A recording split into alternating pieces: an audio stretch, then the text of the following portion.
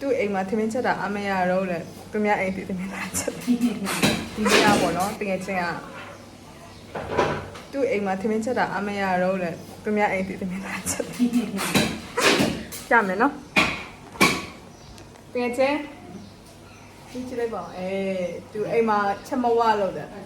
အိမ်မှာလာချက်တယ်နော်တကယ်ချင်းဟုတ်တယ်နော်ဟုတ်တယ်ဟုတ်ခိုင်ဆောင်ရတူလဲမခိုင်ဆောင်နေဘာမလို့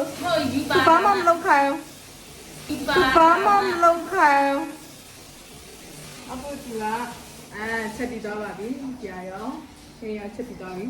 ကျမတို့ခိုင်ဆောင်မှာခိုင်ဆောင်နေရပေါ့နော်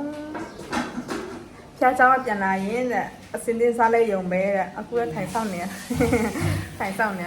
အနောက်ပကောင်းနေတော့အစင်ပြေတယ်လို့ကြည့်လိုက်တော့ခါနေပြန်စားပြမယ်နော်